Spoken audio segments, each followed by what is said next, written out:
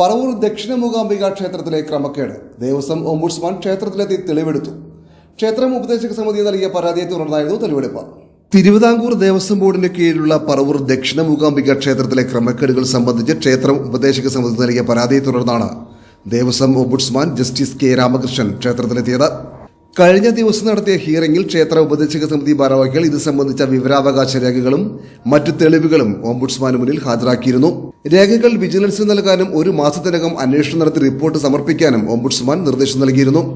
ഇതേ തുടർന്നാണ് ഇന്ന് രാവിലെ ഓംബുഡ്സ്മാൻ ക്ഷേത്രത്തിലെത്തി പരിശോധന നടത്തുകയും ക്ഷേത്ര ഉപദേശക സമിതി ഭാരവാഹികളുടെയും ഭക്തരുടെയും പരാതികൾ കേട്ടതും.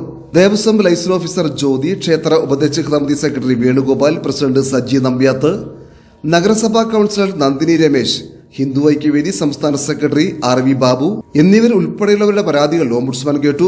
ഇവിടുത്തെ പ്രധാന പ്രശ്നമായിട്ട് ഭക്തരല്ല, ഇവർ മുഴുവൻ ഇവിടുത്തെ മാതൃസമിതി പ്രവർത്തകരാണ്, അമ്മമാരാണ്. പ്രധാന പ്രശ്നം ഇപ്പോൾ കഴകം, വലിയൊരു ഇഷ്യൂ ഉണ്ടായി. ഇദ്ദേഹം കഴകത്തിൻ്റെ ഒരു പ്രശ്നത്തിൽ പ്രതിയാവുന്നൊരു സാഹചര്യം ഉണ്ടായി. എന്താ സംഭവം എന്ന് വെച്ചാൽ 3 ദിവസമായിട്ട് ദേവിയുടെ പ്രദക്ഷിണം വൈകുന്നേരത്തെ ശിവേലി നടത്തുന്നത് പിച്ചിലൂടെയായിരുന്നു. എടുത്ത് കളയാൻ ആളുണ്ടായിരുന്നില്ല.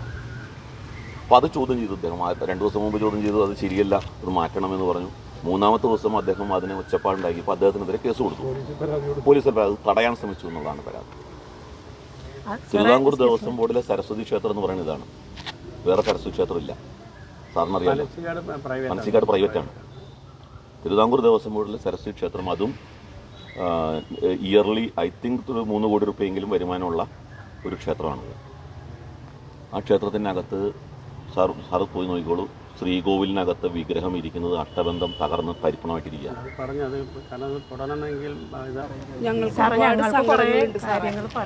നാമം ചൊല്ലാൻ പോലും സ്വതന്ത്ര ഒരു ഇതായിട്ടിരുന്ന് നാമം ചൊല്ലാൻ പോലും പറ്റാത്തൊരവസ്ഥയാണ്.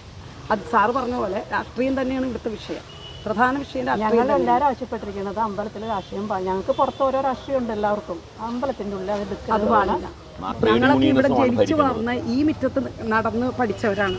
അപ്പം ഞങ്ങൾക്ക് ഇത് കാണുമ്പോൾ ഒരുപാട് വേദനയാണ്. ഒരു ലളിതാ സഹസ്രനാമം അവിടെ ഇരുന്ന് ചൊല്ലാൻ നിവൃത്തിയില്ല.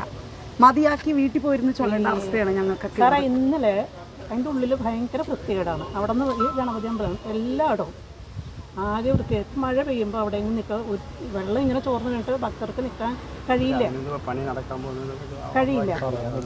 ഇത് പറയുന്നത് അതെ, അതിൻ്റെ ഉള്ളിൽ അത്രയും ഇന്നലെ കഴുകണമുണ്ട്. ഇനിയിപ്പോൾ സാറ് വരുന്ന കേട്ടിട്ടാണോ എന്നറിയില്ല. ഇന്നലെ അവിടെ പുറത്തോട്ട് കഴുകി. അതെ അതെ അതെ.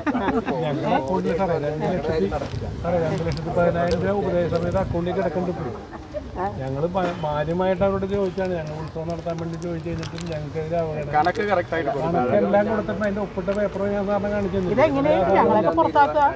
ക്ഷേത്ര ഉപദേശക സമിതി ചൂണ്ടിക്കാട്ടിയ പല പ്രശ്നങ്ങൾക്കും പരിഹാരം കാണാമെന്ന് ഓംബുഡ്സ്മാൻ പറഞ്ഞതായി ക്ഷേത്ര ഉപദേശക സമിതി പ്രസിഡന്റ് സജി നമ്പ്യാത്ത് പറഞ്ഞു.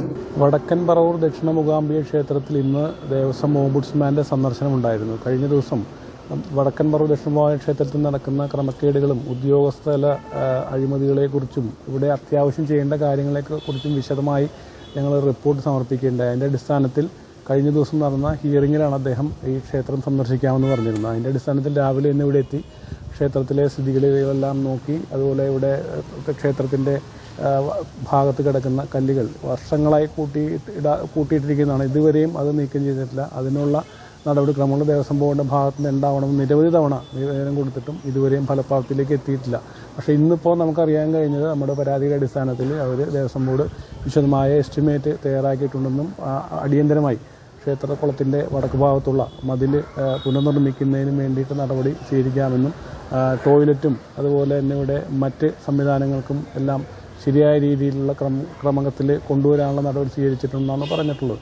പിന്നെ അതുകൂടാതെ നമ്മളിവിടെ വിവരാവകാശ രേഖ പ്രകാരം ഇവിടെ നടക്കുന്ന കുറേ ക്രമക്കേടുകൾ നമ്മൾ ചൂണ്ടിക്കാണിച്ചിട്ടുണ്ടായിരുന്നു. അതിൽ പ്രധാനപ്പെട്ട ഇവിടെ ദേവസ്വം ബോർഡിൻ്റെ നിന്നും ലേലത്തിലെടുത്ത് ദേവസ്വം ബോർഡിന് 8 ലക്ഷം രൂപയോളം നഷ്ടം വരുത്തിയിട്ടുള്ള പൂജാദ്രവ്യക്കടയുണ്ട്. അപ്പോൾ ഇതുമായി ബന്ധപ്പെട്ട പരാതി ഉണ്ടായിരുന്നു. അതുപോലെ തന്നെ ലേല നടപടികളുമായി ബന്ധപ്പെട്ട പരാതികളുണ്ടായിരുന്നു.